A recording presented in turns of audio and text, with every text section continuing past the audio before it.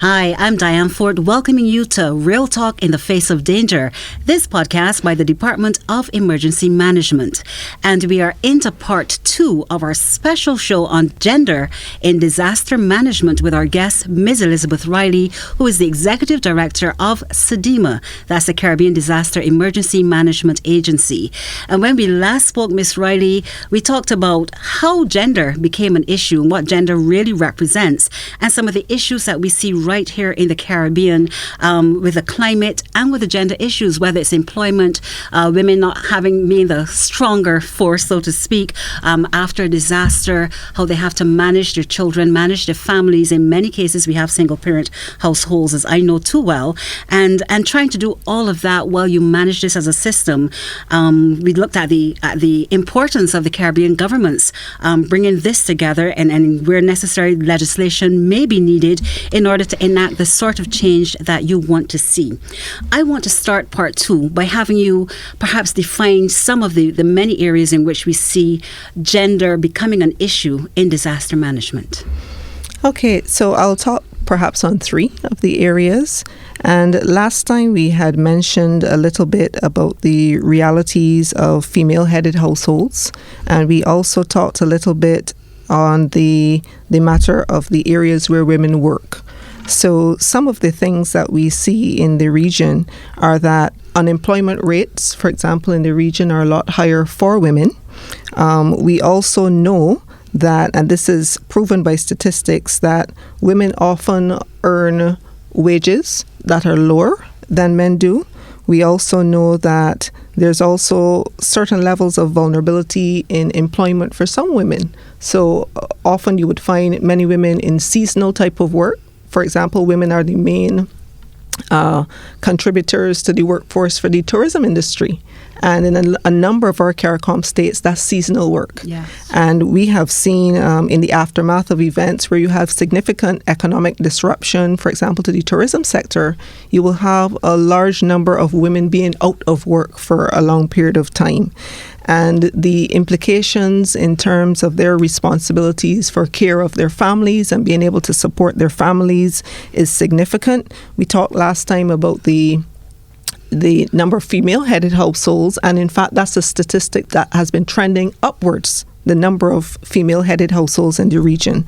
So these are some of the things that we have to look at. And when we look, for example, at the issues of health, reproductive and sexual health in the face of disasters, this is an area which needs very deliberate consideration, particularly as you're looking at provision of relief supplies, for example, in the aftermath of an event. So as a disaster manager, one of the things that we have to consider, and we do this at CDEMA, we assist our national offices in this, is to look at a disaggregation of the population that has been impacted, so that if you have, let's say, 40% of the persons impacted being in the female and in the reproductive age, you have to look at those special considerations, feminine considerations for relief items, and make sure those are integrated and in adequate supply as well. In addition, we also look at the whole matter of the gender-based violence, and I want to talk about this specifically within the context of shelters, and really the work that CDEMA has been doing in trying to train our shelter managers in the region to be sensitive to these types of issues.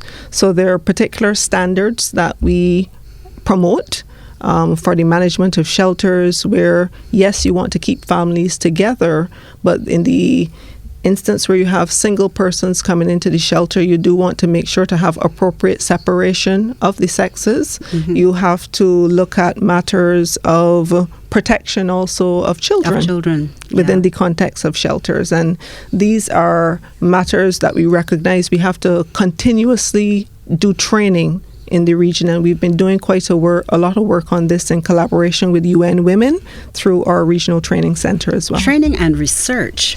Has there been any impact by the pandemic, COVID-19, in being able to continue your work and move ahead, perhaps with the progress that you anticipated at this time? A great question, Diane. And we have had to pivot and get very creative at the coordinating unit. We always had a strong base for delivery of certain types of programs online, but we have now gone almost fully into online delivery of programming, and it has been quite effective, actually.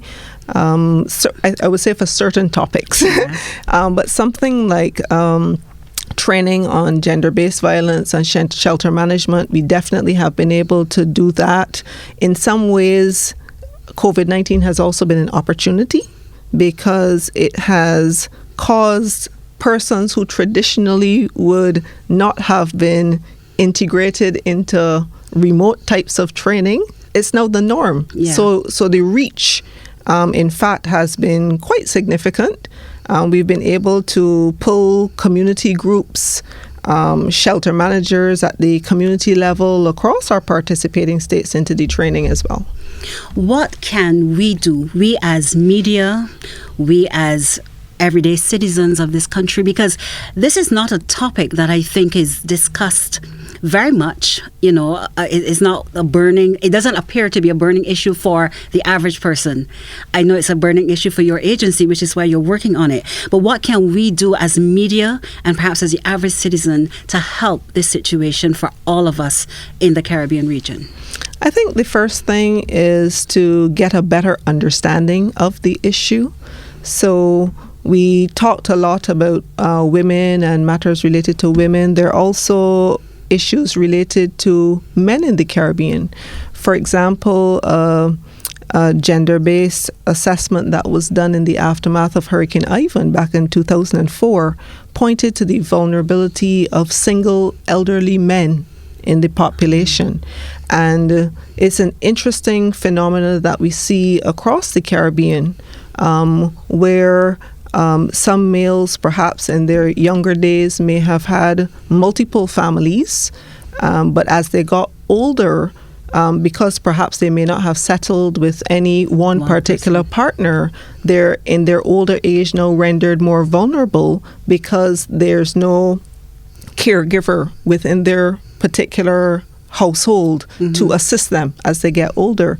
So I think education is an important first step and understanding of the issue. I think there are opportunities also for being able to volunteer, for example, with your district disaster emergency organizations. I am also a volunteer in my own constituency here in Barbados, but it allows you to apply these kinds of ideas to the understanding of the vulnerability of the community within which you live. And I know in Barbados there's been a lot of good work being done on identification of vulnerable populations by the district emergency organizations to help understand better who do we need to target in the event of a particular hazard impact, who particularly do we need to look out for within the community, both ahead of a particular impact and then in the aftermath as well. So these are some of the ways. Well, some excellent work from Sedema, and we thank you for taking the time to share a little of it with us, open up our minds a little bit in this podcast. How do we get more information? I know Sedema puts a wealth of information out there. Just remind everybody of where they can go to get more information. Absolutely. So we have a lot of resources available on the Sedema website, www.cdema.org. Okay, so sedema.org, and you heard it spelled out. And of course, you make sure that you follow us at the DEM on YouTube for this podcast, Real Talk in the Face of Danger. And join us again as we continue to look at the many issues and the people involved in disaster management right here in Barbados. Thank you very much, Ms. Riley, for joining us. Thank you for having me.